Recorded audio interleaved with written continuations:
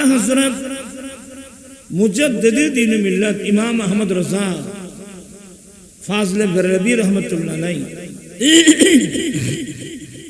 ইনি আল্লাহর কাছে ইনি সরকারের দরবারে সব সময় কান্নাকাটি করতেন। ইমাম হাশিমি রহমাতুল্লাহ আলাইহি ওনাকে আমি যতটুকু দেখলাম গোটা জিন্দেগিটাই শুধু নবীর প্রেমে চোখের পানি ফেলতেন।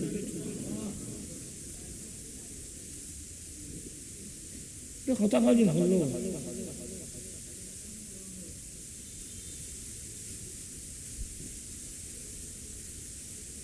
আওয়াজ ছাড়া আমি বলি না মানে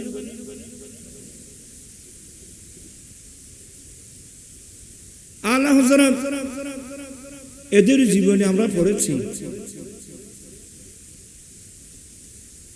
আল্লামা ইমাম হাশিমি রহমাতুল্লাহ আলাইহির জীবনী তো আমাদের সম্পূর্ণ না হলেও ওনাদের জীবন আমাদের সামনে আমরা দেখেছি।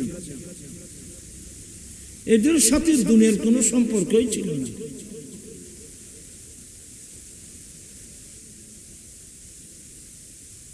এটা দুনিয়ার দিকে আমরা তো আজকাল যারা আছে আমরা তো দুনিয়ার দিকে মায়েল। যারা দুনিয়ার দিকে মায়েল হয় এরা মুমিনও হতে পারবে না, তরিকতের শেখ হওয়া তো দূরে হত্যা মুমিনও হতে পারবে না যারা দুনিয়ার দিকে মায়েল।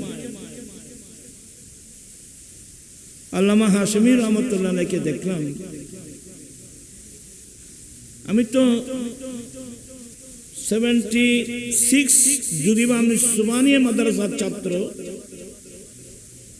তখন থেকে হুজুরকে আমি দেখছি। ওনার চাল চলন, কথাবার্তা, আচার ব্যবহার, এগুলো দুনিয়া কাকে বলে এরা জানিও না। ওনার আখিরাতের দিকে মায়েল, আল্লাহ আল্লাহ রাসূলের দিকে মায়েল।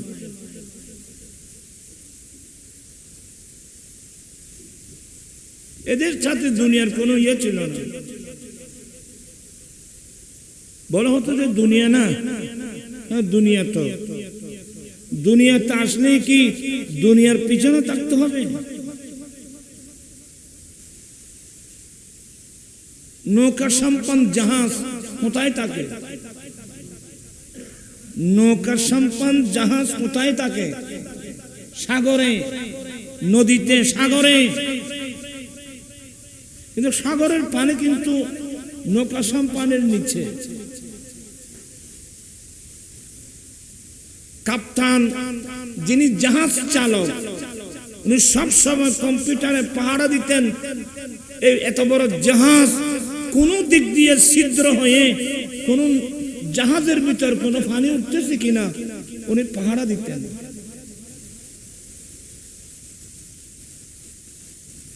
কারণ জাহাজ বিরাট জাহাজ সাগরের মধ্যে ছিদ্র হয়ে যদি সামান্য সামান্য টুকু পানি যদি জাহাজের মধ্যে উঠতে থাকে, এটা মহাবিপদ। যেই কোনো মুহূর্তের মধ্যে সেই জাহাজ সাগরের তলে তলিয়ে যাবার সম্ভাবনা আছে। জাহাজ পানির উপর বসে, জাহাজের বসবাস পানির উপর, পানি কিন্তু জাহাজের নিচে। ঠিক তদ্রূপ আল্লাহর নেককার বান্দার যারা, বলি যারা, গৌস কুতুব আবদাল যারা, এদেরকে দুনিয়ার জন্য আল্লাহ পাক দুনিয়াতে পাঠিয়েছেন। ওরা দুনিয়াতে থাকবে ঠিকই, কিন্তু দুনিয়াটা তাদের পায়ের নিচে। দুনিয়া পায়ের নিচে। ওরা কোন অবস্থাতে দুনিয়ার কিঞ্চিত পরিমাণ মায়া যেন কলবের মধ্যে স্থান না পায়। এদের কলবের মধ্যে দুনিয়ার মায়া স্থান পায় নাই। এদের কলবকে দখল করে নিয়েছেন আল্লাহ এবং আল্লাহর রাসূল, আউলিয়া কিরাম। ওরা মোবাইল বন্ধ করে দিয়েছে।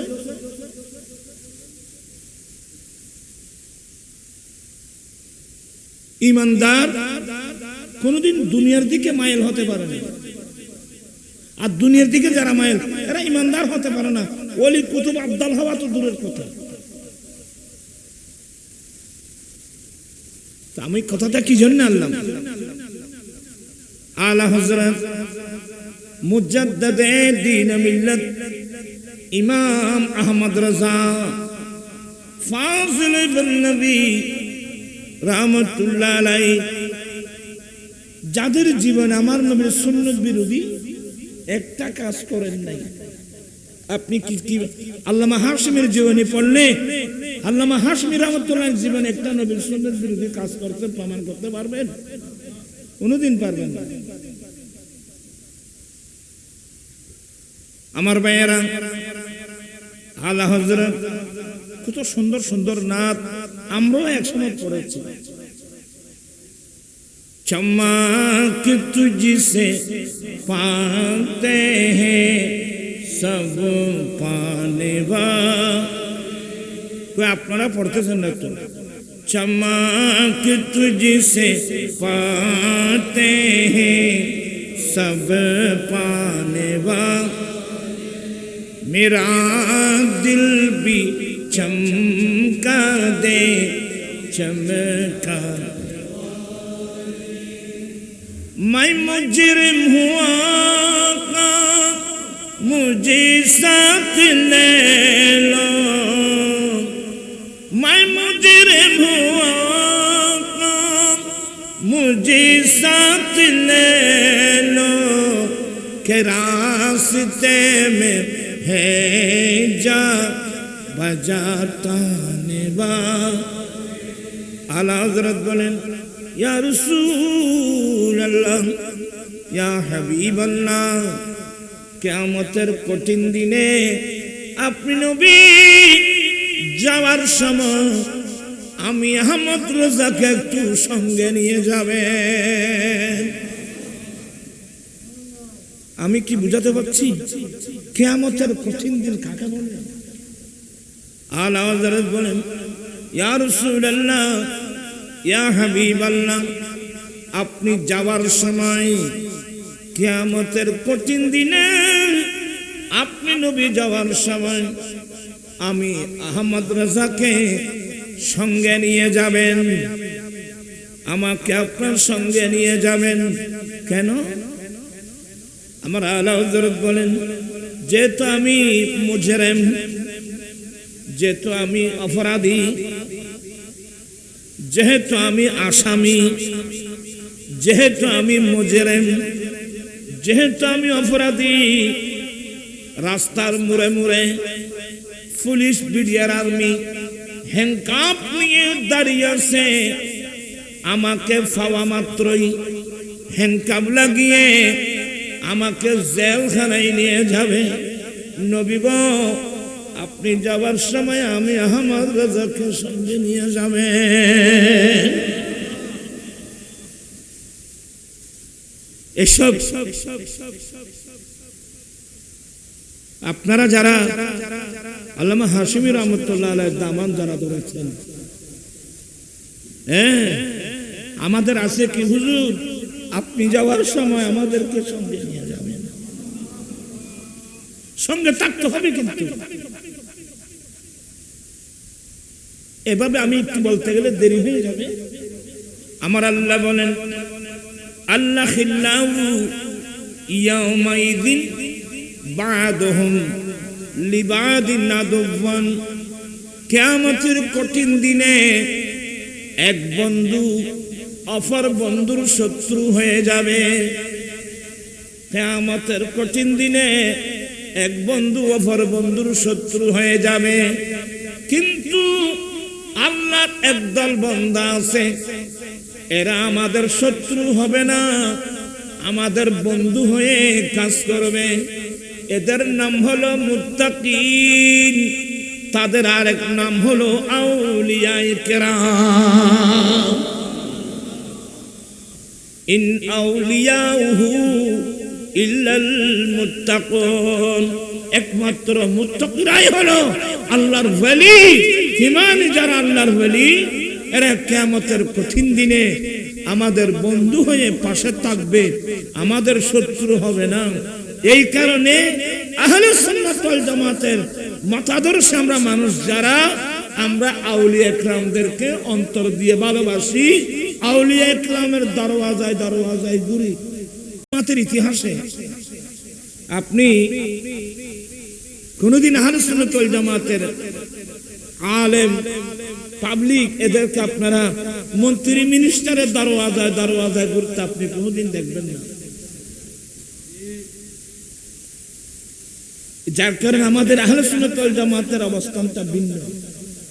আমরা কোনদিন কোন মন্ত্রী মিনিস্টারের দরওয়াজায় দরওয়াজায় আমরা ঘুরি না। আহলে সুন্নাত ওয়াল জামাতের যারা আলেম উলামা পাবলিক যারা, এদেরকে দেখবেন যে আউলিয়া ইকরামের দরবারে দরবারে ঘুরে।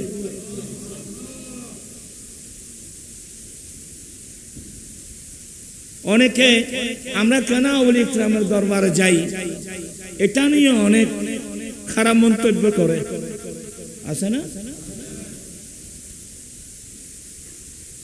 আপনার একটু আমার কথার লাইনে থাকবেন। বাংলাদেশে তো ক্যাসেটের কোনো অভাব নাই, একটা ক্যাসেটেও পাবেন। হেই ড্রাইভাররা, ফির বুজুর্গের খবর দেখলে তোমরা গাড়ি থামাও কেন? হে ড্রাইভাররা, ফির বুজুর্গের খবর দেখলে তোমরা গাড়ি থামাও কেন? ওরা মরে গেছে, ওরা তোমাদের কোনো লাভ ক্ষতি করতে পারবে না। এই ধরনের মন্তব্য। হে ড্রাইভাররা, ফির বুজুর্গের খবর দেখলে গাড়ি থামান কেন? তো এখানে অনেক শ্রোতা আছে স্কুল কলেজের ছাত্র, যাদের কাছে কোরআন সুন্নাহর জ্ঞান না থাকার কারণে এরা বলে ঠিক ঠিক ঠিক, কিন্তু তার কাছে যদি একাডেমিক জ্ঞান থাকতো, কোরআন সুন্নাহর জ্ঞান থাকতো, সেই বলতো যে এই ড্রাইভাররা, আরে ফির বুজুর্গের খবর না, কোন একজন সাধারণ মুসলমানের কবরস্থান দেখলেও গাড়িটা তুমি ব্রেক করো, গাড়ি বের করে তাদেরকে একটা সালাম দাও, আসসালামু আলাইকুম ইয়া আহলাল কুবুর মিনাল মুমিনিনা ওয়াল মুমিনাত ওয়াল মুসলিমিনা ওয়াল মুসলিমাত নাসআলুল্লাহ লানা ওয়া লাকুমুল আফিয়া ওয়া ইন্না ইনশাআল্লাহু বিকুম লালাহিকুন। আপনাকে আমার কথাগুলো বুঝতেছেন? আজকে ইসলামের নামে অনেক অনেক মন্তব্য। হে ড্রাইভাররা, ফির বুজুর্গের খবর দেখলে গাড়ি থামাও কেন? ওরা মরে গেছে, তোমাদের কোন লাভ ক্ষতি করতে পারবে না। ছেলেরা বলে ঠিক ঠিক। তো অনেক মানুষ কোরআন হাদিসের জ্ঞান না থাকার কারণে মিসগাই, হ্যাঁ ঠিক তো, উনি তো মরে গেছে, কোনো লাভে করতে পারবে না, কোনো ক্ষতি করতে পারবে না, ওরা ওখানে গাড়ির তামানি লাভটা কি? এগুলো হলো নাস্তিক্য মতবাদ। এটা হচ্ছে কমপ্লিট একটা কি নাস্তিক্য মতবাদ। হ্যাঁ, তার কাছে ইসলামী জ্ঞান থাকতো, সেই বলতো যে ড্রাইভাররা, আরে ফির বুজুর্গের খবর না, একজন কোন সাধারণ মুসলমানের কবরস্থান দেখলেও একটু ব্রেক করো, সাক্ষী সালাম দাও, একবার সূরা ফাতিহা 3 বার ইখলাস শরীফ পড়ে তাদের রূহের মাঝে সব রসানি করো। আপনারা কি কথাগুলো বুঝতেছেন? রাত তো দেরি হয়ে যাবে। আমাদের দেশে কিছু নাস্তিক ছিল, এখনো আছে। নাস্তিক বুঝেন? যারা স্রষ্টা মানে না, যারা স্রষ্টার অস্তিত্বকে স্বীকার করে না। আমি নাম বলছি না, আমাদের কাছে কাছে আছে। আমি মারা গেলে তোমরা আমাকে কবর দিও না, নাউজুবিল্লাহ বলছেন। আমাকে আগুনে পুড়িও না। ওনার নসিহত আজাদি পত্রিকা, বিভিন্ন পত্রিকার হেফার কাটিং আমার কাছে আমি রাখছি। আমি মারা, আমার ডেড বডি তোমরা কবরে দফন করিও না, তোমরা আগুনে পুড়িও না। বলে কেন? বলে আমাকে মাটিতে দফন করলে আমার ডেড বডিটা মাটি খেয়ে ফেলবে, আমি তো কোনো মানুষের লাভ করতে পারলাম না। নাউজুবিল্লাহ বলছেন। নাস্তিক মতবাদ কোথায়? ইসলামের নামে নাস্তিকবাদ ঢুকে গেছে। বলে আমাকে যদি তোমরা আগুনে জ্বালিয়ে ফেলো, আমি থাকবো না, আমি তো কোনো লাভ করতে পারবো না। আচ্ছা তুমি বলো তোমাকে কি করব? বলে আমি মরলে আমাকে কবরের মধ্যেও দফন করবে না, আগুনের মধ্যেও জ্বালাবে না, আমার ডেড বডিটা তোমরা মেডিকেল কলেজের ছাত্র ছাত্রীদেরকে দিয়ে দিবা। দেখেন না দেখেন না, যুক্তি সুন্দর তো। আমাকে আমার ডেড বডিটা তোমরা মেডিকেল কলেজের ছাত্র ছাত্রীদেরকে দিয়ে দিবা, কারণ আমাকে ওখানে দিলে ওরা আমার বডিটা আমার ফেট ছিঁড়ে ফিস ছেড়ে মানুষ অপারেশন করার পদ্ধতি হলেও শিখবে। এই পয়েন্টের মধ্যে অনেক মানুষ কিন্তু দুর্বল হয়ে যাবে। ভালো দুর্বল হয়ে যাবে। তা আমি বলবো এটা একটা নাস্তিক মতবাদ। কথা বলছেন না কেন? এই ড্রাইভাররা ফির বুজুর্গের গাড়ি খবর দেখলে তোমরা থামাও কেন? তারা তোমার কোনো লাভ ক্ষতি করতে পারবে না। এগুলো হুবহু একটা নাস্তিক মতবাদ। এই জন্য আমার রাসূল কি করেছেন জানেন? আমার দয়াল নবী ইসলামের একটা দর্শন দিয়েছেন। আপনি বুখারী মুসলিম থেকে আরম্ভ করে সমস্ত হাদিসের কিতাবের মধ্যে একটা চ্যাপ্টার পাবেন, কিতাবুজ জিয়ারাত। আপনারা কি কথা বুঝতেছেন? আপনারা কিতাবুজ জিয়ারাত, কিতাবুজ জিয়ারাত মানে সাক্ষাতের চ্যাপ্টার। কিসের? আর এই সাক্ষাৎটা মৃত্যুর আগের সাক্ষাৎ নয়, এই সাক্ষাৎটা হলো মৃত্যুর পরের সাক্ষাৎ। আমার নবী একটা চ্যাপ্টার দিয়েছেন কবরস্থানে গিয়ে জিয়ারত করা। কোথায় গিয়ে? এই জিয়ারতটা কিন্তু মৃত্যুর আগে নয়, মৃত্যুর পরে। তোমরা কবরস্থানে যাও, তোমরা জিয়ারত করো। তো জিয়ারতের দর্শনটা কি যেন আমাকে কি শিক্ষা দিচ্ছেন? মানুষ মারা যাওয়ার পরে তাকে যখন কবরস্থানে দফন করা হয়, তার ডেড বডি নষ্ট হবে, এটা ইসলামী দর্শন নয়, বরং আমার নবী দর্শন দিয়েছেন উম্মত তোমরা কবরস্থানে যাও, তাদেরকে জিয়ারত করো। জিয়ারতের প্রথম নিয়ম হলো প্রথমে তাদেরকে সালাম দাও। প্রথমে তাদেরকে কি দাও? আসসালামু আলাইকুম ইয়া আহলাল কুবুর। এই কবরের বাসিন্দারা, আপনাদের উপর সালাম। এই যে মইয়ত কিন্তু এখন নেই। মইয়ত কতক্ষণ? দেহ থেকে প্রাণ বের হলো, কবরের ভিতর দফন করার আগ পর্যন্ত সে মইয়ত। এই জন্য জানাজার মাঠে নিয়ত করা ওয়া দোয়া লিহাজাল মাইয়িত বা লিহাজিল মাইয়িত। কিন্তু যখন দফন শেষ, এখন আর মইয়ত শব্দ নেই, এখন হলো আহল কুবুর। এই কবরের বাসিন্দারা, আপনাদের উপর কি সালাম। স্পষ্ট হয়ে গেল ঈমানদার মুসলমান মৃত্যুর পরে খবর জগতে গেলেও, আলমে বরজখ গেলেও, এটা হায়াতে বরজখে এরা জিন্দা। তো সাধারণ মুসলমান যদি কবরে জিন্দা থাকে, আউলিয়া কিরাম, কথা বলছে রাখেন, আউলিয়া কিরাম এমন একটা জীবন আমার রাসূল আমাদেরকে দিয়ে গেছেন। আল্লাহ আমাদেরকে এই জীবন যারা পেয়েছেন, ওরা ওলি হয়েছেন, গৌস হয়েছেন, কুতুব হয়েছেন, খাজা গরিব নওয়াজ হয়েছেন, আলা হযরত হয়েছেন, ইমাম হাশমি রাহমাতুল্লাহ হয়েছেন, হতেই থাকবেন কিয়ামত পর্যন্ত। ওরা নড়াচড়া করতে লাগবে, দিন বুঝছে না।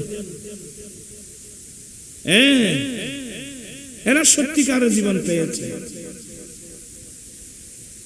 এখানে কথাটা একটু লম্বা হয়ে গেল। মত দুই প্রকার, একটা হলো মতে আবদি,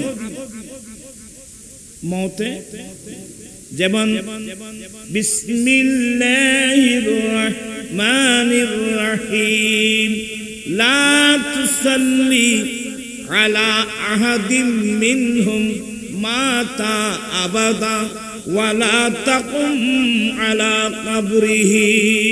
হে রাসূল, তাদের মধ্যে যারা চিরদিনের জন্য মরা, কতদিন এই ছাড়া কথা না, মাতা আবাদা, যে চিরদিনের জন্য মরা, যে চিরদিনের জন্য মরা, এদের জানাজার নামাজ পড়বেন না, এদের কবর পাড়ে গিয়ে দাঁড়াবেন না।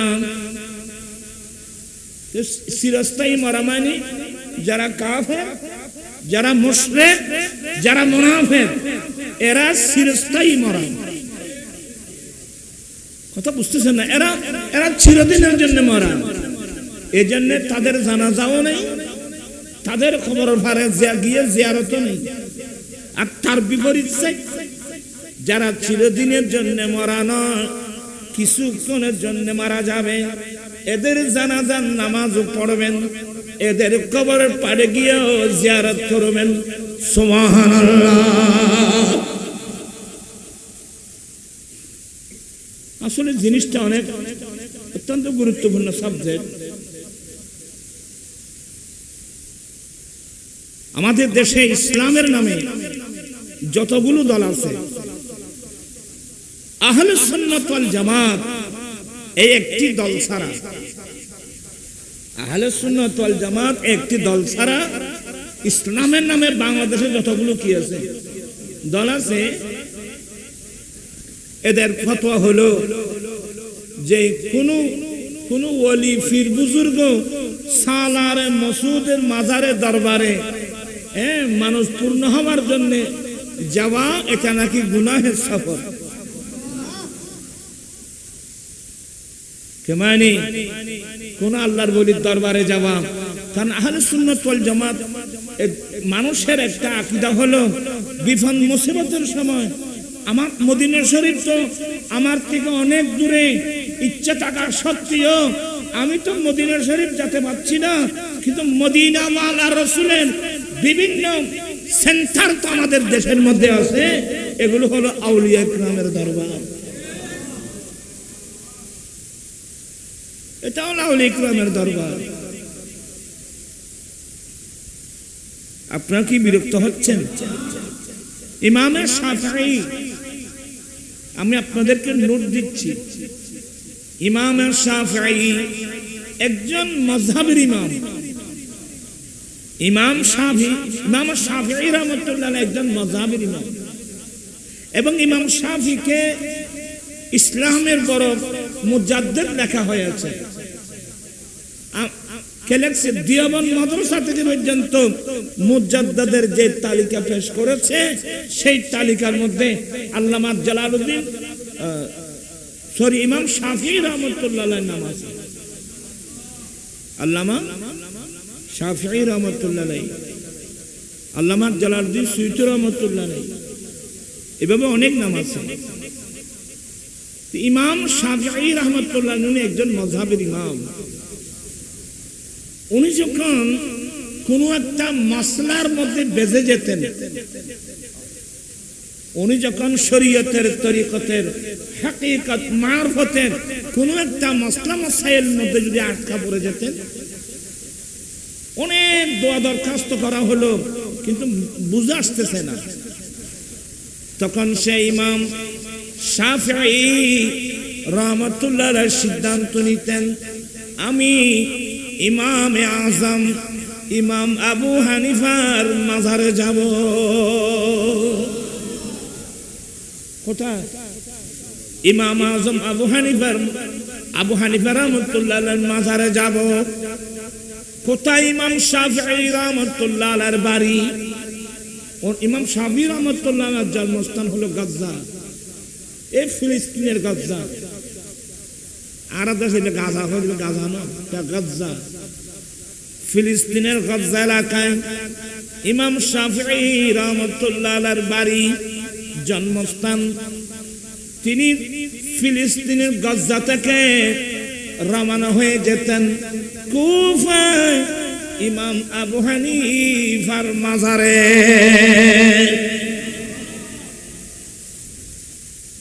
আমি এগুলো নিয়ে কথা বলে অনেক দেরি হয়ে যাবে।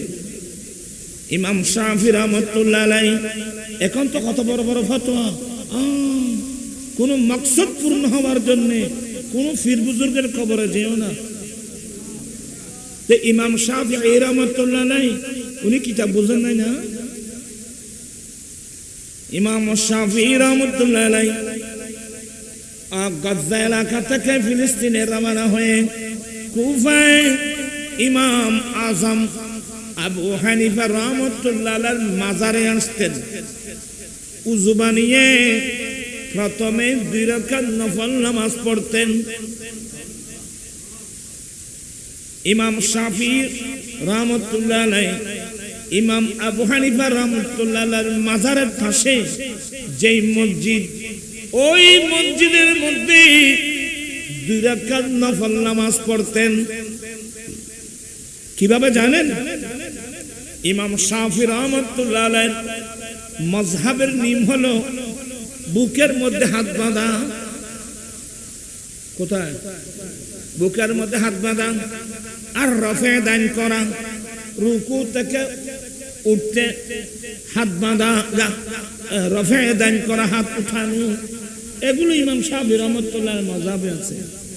কিন্তু ইমাম আবু হানিফা রাহমাতুল্লাহ আলাইহির দরবারে আসলে ইমাম শাফিঈ ইমাম আবু হানিফা রাহমাতুল্লাহ আলাইহির মাযহাবের পদ্ধতি অনুযায়ী নবীর নিচে হাত বাঁধতেন, রফে দেন, শুধু তাকবীরে তাহরিমার সময় হাত উঠাতেন, বাকি সময় হাত উঠাতেন না।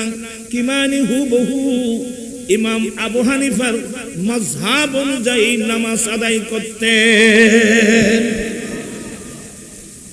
যার কারণে ওনার মাযহাবের মানুষ ওনার কাছে আপত্তি করেছিল, হুজুর আমরা এতগুলো মানুষ আপনার মাযহাবের অনুসারী, আপনি যখন ইমাম আবু হানিফার মাজারে গিয়েছেন আপনি আপনার মাযহাবের পদ্ধতি বাদ দিয়ে ইমাম আবু হানিফার পদ্ধতি মোতাবেক নামাজ পড়লেন। বলে ইমাম আবু হানিফার দরবারে গিয়ে ইমাম শাফির মাযহাব মোতাবেক নামাজ পড়বে এমন সাহস তো ইমাম শাফির মধ্যে নেই।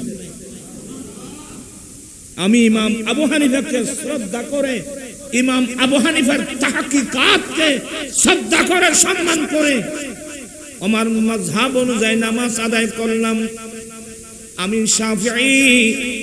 এভাবে নামাজ আদায় করার পর ইমাম আজম আবু হানিফা রাহমাতুল্লাহ আলাইহি মাজার সামনে নিয়ে নবীর সুন্নাত মোতাবেক সালাম দিয়ে আমি জিয়ারত করে ইমাম আবু হানিফার উসিলা দিয়ে আল্লাহর দরবার যখন দোয়া করতাম, ফাতুকদা সারিয়া, অতি দ্রুত বেগে আমি ইমাম শাফির দোয়া আল্লাহর দরবারে কবুল হয়ে যেত।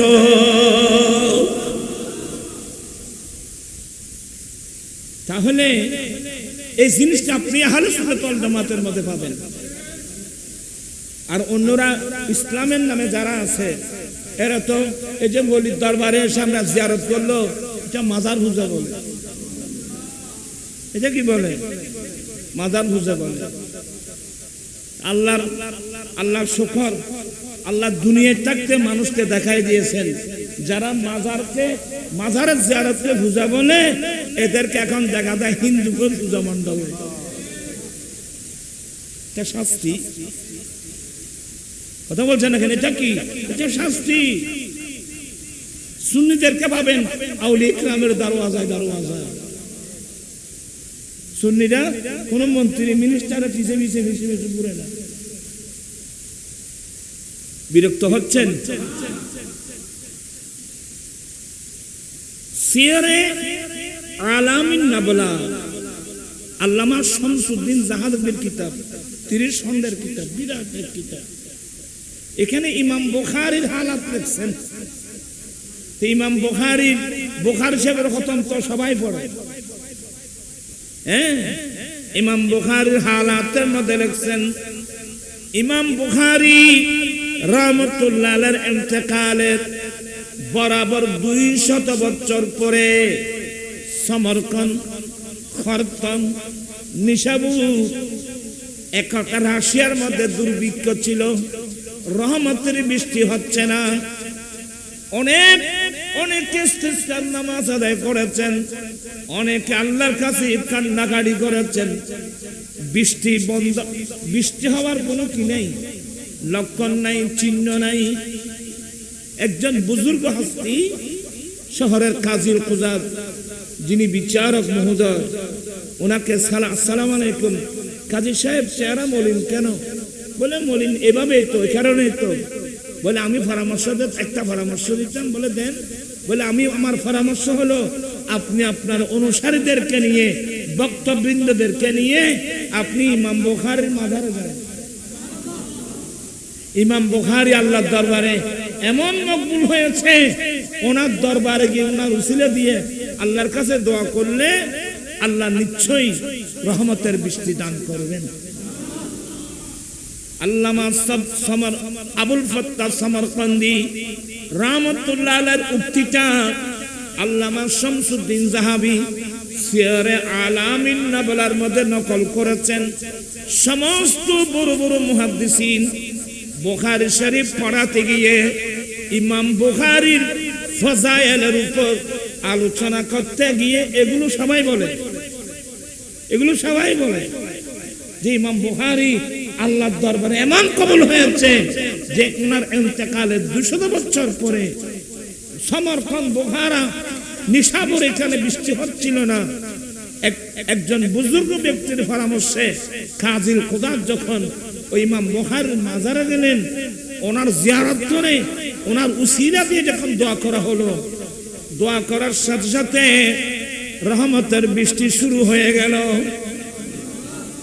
কয়দিন? 1 দিন, 2 দিন, 3 দিন, এমন ভাবে মুষলধারে বৃষ্টি হচ্ছিল 7 দিন পর্যন্ত। সমরকন্দ থেকে খরতম, খরতম থেকে সমরকন্দ, বুখারা যাতায়াত করা সম্ভব হচ্ছিল না। বরাবর 1 সপ্তাহ মুষলধারে বৃষ্টি হয়েছে। চিৎকার দিয়ে বলুন না সুবহানাল্লাহ। এই জন্য দেখেন অধিকাংশ মানুষ দোয়া কবুল হওয়ার জন্য খতমে কোরআন বেছে নিয়েছেন, পাশাপাশি বুখারী শরীফের খতম বেছে নিয়েছেন। এই পর্যন্ত বাংলাদেশে যারা খতমে কোরআন, খতমে বুখারী পড়ে আল্লাহর কাছে দোয়া করেছেন, কি দোয়া কবুল হয় নাই এমন কেউ বলছে? এগুলো বাদ দেন না। আল্লামা ইমাম হাশিমি রাহমাতুল্লাহ আলাইহি ওনার দরবারে এসে, ওনার মাজার শরীফে এসে, ওনার উসিলা দিয়ে আল্লাহর কাছে দোয়া করেছেন, দোয়া কবুল হয় নাই এমন কেউ আছে? কারণ আউলিয়া ইকরামের মাজারাত হলো দোয়া কবুল হওয়ার জায়গা। আউলিয়া ইকরামের দরবার হলো দোয়া কবুল হওয়ার কি জায়গা। অতএব আমি আসলে অন্য লাইনে চলে গেলাম, আলোচনা কিন্তু ছিল অনেক লম্বা।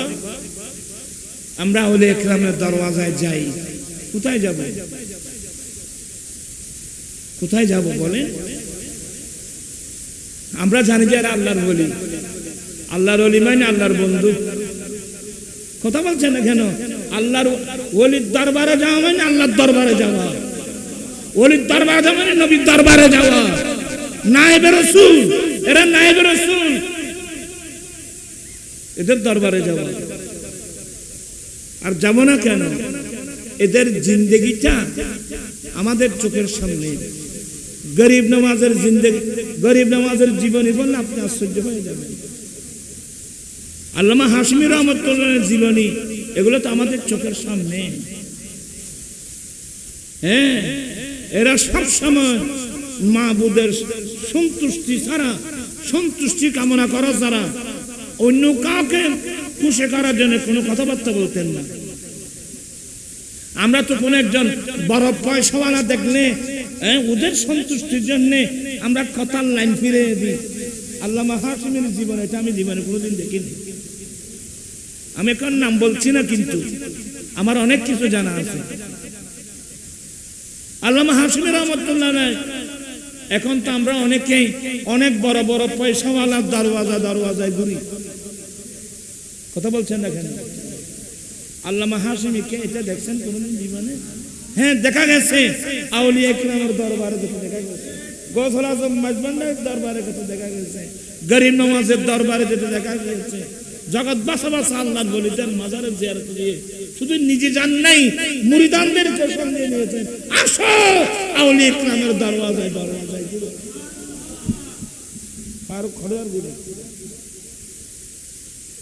ফারুক উচ্চের পরে দৌড়ে, মানে বুখারীর দোয়া কেন আছে।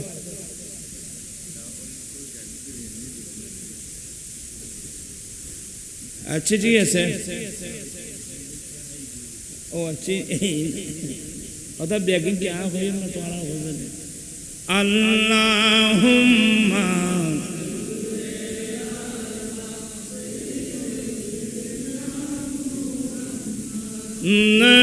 নবিয়িনা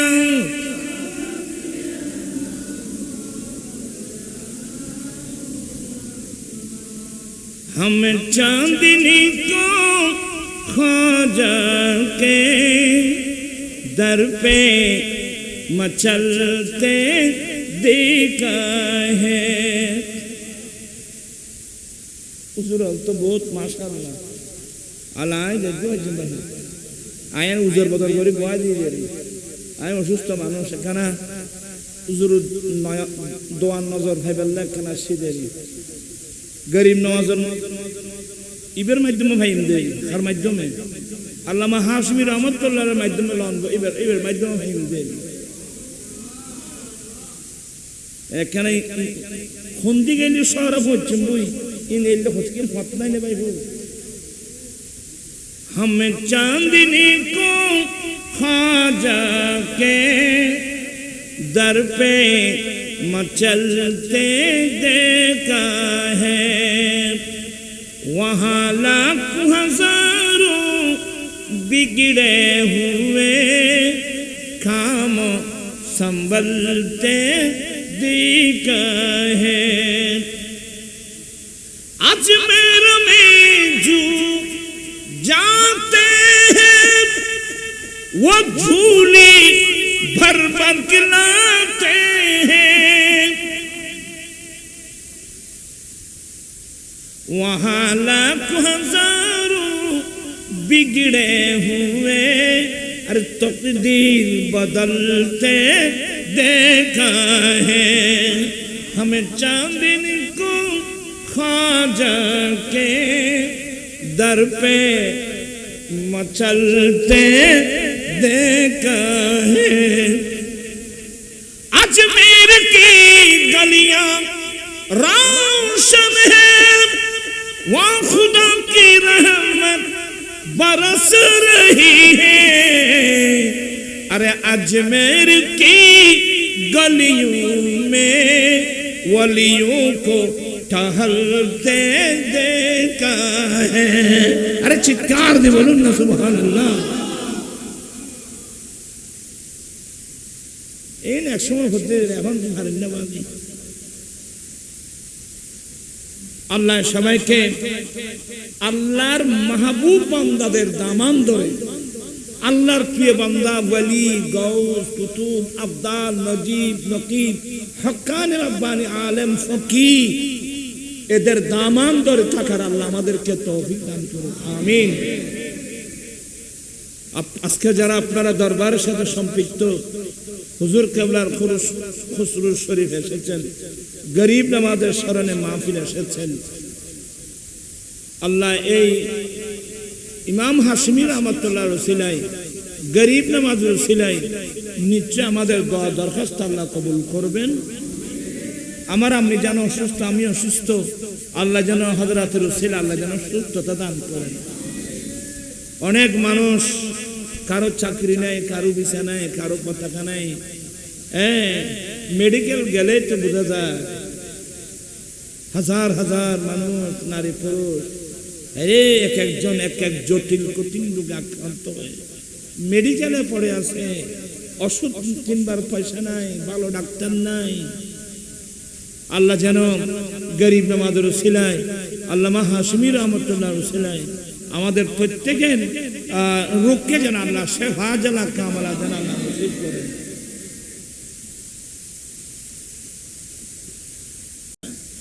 আমাদের একটু দোয়া করবেন। আল্লামা হাশমি রহমতুল্লাহ আলাইহি ইনি মুস্তাজাবুদ দাওয়াত। আমি একটা বলতে গেলে রাগ চলে যাবে। আল্লামা হাশমি রহমতুল্লাহ আলাইহি মুস্তাজাবুদ দাওয়াত, যার জন্য হাত উঠাইছে আল্লাহর দরবারে সেই দোয়া বলছে আল্লাহর দরবার কি কবুল হয়ে গেছে। উনি মুস্তাজাবুদ দাওয়াত ছিলেন। মুস্তাজাবুদ দাওয়াত কিভাবে হয়? সূরাতুল বুরুজ পড়লে অবস্থা হুজুর, সূরাতুল বুরুজ ওয়াস সামাই যাতিল বুরুজ, তারপর ওয়াল ইয়াউমিল মাউউদ ওয়া শাহিদিন ওয়া মাশহুদ কুতিলা আসহাবুল উখদুদ। এই আয়াতের শানে নজুলে মুসলিম শরীফের কত লম্বা হাদিস আছে জানেন? আমি এগুলো বলতে গেলে রাতটা চলে যাবে। একজন বাদশা ছিল কাফের, তার দরবারে একজন জাদুঘর ছিল। তৎকালীন যুগের রাজা মহারাজা যারা আছে তাদের তো ব্যক্তিগত কোনো ক্ষমতা ছিল না। এরা জাদুঘরদের জাদুবিদ্যা দিয়ে রাষ্ট্রের দেশের মানুষকে কনভিন্স করে রাখত। এই সুলতান খাজা গরিব নওয়াজ, এক গরিব নওয়াজ ইনি যখন ভারতবর্ষে আসলেন তখন হিন্দু রাজা, কোন রাজা? হিন্দু রাজা। এরাও ও জাদুঘরদের জাদুবিদ্যা দিয়ে মানুষকে কনভিন্স করে করে চলত। এবং যখন গরিব নওয়াজ হিন্দুস্তানে আসছে, ওই হিন্দু রাজা বলছে, পৃথ্বীরাজকে বলে, এই বলে বাদশাহ চিন্তা করবেন না, 1 2 6 অনেক জাদু মারছে, কিন্তু আমার গরিব নওয়াজ একটা খুন্দুল দিয়েছিল, একটা বৃত্ত অঙ্কন করা ছিল। তোমরা এই আমি যে বৃত্ত অঙ্কন করছি তোমরা এর ভিতরে থাকবা। এদের জাদুঘরের যত বড় সর্প আসুক, হাতি আসুক, সর্প আসুক, এগুলো বৃত্তের ভিতরে ঢুকতে পারবে না। এগুলো কোথায়? এগুলো বাইরে। তখন পৃথ্বীরাজ কোনো কাজ যখন করতে পারলো না, বলে আকাশ পথে করবো। আজকের ইসলাম বলতেছেন, মাথায় টুপি দিচ্ছেন, মুখে দাঁড়িয়ে দিচ্ছেন। হিন্দুস্তানের জমিনে বাংলাদেশের চেয়েও মুসলমানের সংখ্যা বেশি। এটুকুলো মুসলিম আসলে করতে এটা গরিব নওয়াজের ফসল। আর তো হচ্ছেন গরিব নওয়াজ সরকার মদিনার নির্দেশে মদিনাতুল মুনাওয়ারা থেকে যখন ভারতের জমিনে আসতেছিল, তখন উনি লাহোরের জমিনে জগৎবাস একজন আল্লাহর ওলি ছিল, হযরত সাইয়্যিদনা দাতা গঞ্জ বখশ লাহোরি আলী হাজমিরি। যেখানে আমরা গরিব নওয়াজ বলতেছি, তো সেই গরিব নওয়াজ হিন্দুস্তানের জমিনে ওনার মিশন চালু করার আগে দাতা গঞ্জ বখশ লাহোরের দরওয়াজায় গিয়ে 40 দিন চিল্লা করেছিলেন। আল্লাহু আকবার। কতদিন? গরিব নওয়াজ যেখানে বসে 40 দিন চিল্লা করেছিল, আমি গুনাহগার ওখানে কয়েক ঘন্টা বসেছিলাম। গরিব নওয়াজ এখানে বসে তো চিল্লা করেছিলেন লাহোরের পাহাড়ের উপর। গরিব নওয়াজ বরাবর 40 দিন গরিব নওয়াজের উপর অর্পিত দায়িত্ব ইসলাম প্রচার করার আগে লাহোরের জমিনে আল জগৎবাস আল্লাহর ওলি হযরত আলী হাজমিরি, যার প্রকাশ নাম হলো দাতা। ওনার নাম কি? ওনার উপাধি হলো দাতা। ওলিউল বেকুল দাতা, বখিলি বা ওলিউ তিচ্ছু বখিল কোনদিন। আমি বাস্তব দেখলাম আল্লামা হাশিমির দরবারে এসে, এ ছোটবেলা থেকে দেখতেছি হুজুরের দরবারে আলেম আসুক, হাফেজ আসুক, মুয়াজ্জিন, এখন এমনকি মুয়াজ্জিন পর্যন্ত ছেলেদের মাধ্যমে নাম লিখে লিখে সবাইকে কি দিতেন?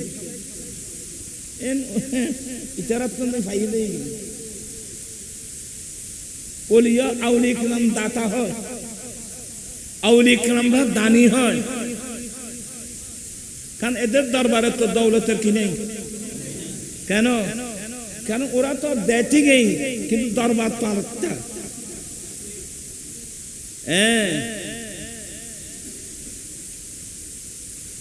বিরক্ত হচ্ছেন আপনারা? কয়দিন চিল্লা? 40 দিন চিল্লা করার পরে দাতা গঞ্জে বক্স রহমতুল্লাহ আলাইহি ওনাকে অনেক কিছু দান করেছেন। একটা আসা মোবারক দান করেছেন, একটা লোটা, ও যে লোটার মধ্যে আনাসাগরের পানি, গোটা আনাসাগরের পানি পরে নিয়েছিল, ওই লোটাটা দাতা গঞ্জে বক্স লাহুরি দান করেছিলেন। এই লড়াই বেরি আইকে ভাই জব হাম বানা দিন ভাই লড়াই खादिम ने एक लोटा उठाया पानी तालाब से, दरिया भी सुखाया सुल्तानुल हिंद ख्वाजा। আজকে ভারতের জমিন ইসলাম, ওখানে একটা কোন সাগর? আইনার সাগর। আর বাংলাদেশও তো আছে না, আমাদের বাংলাদেশে ওই সাগর নাই কিচ্ছু। এনে বাংলাদেশ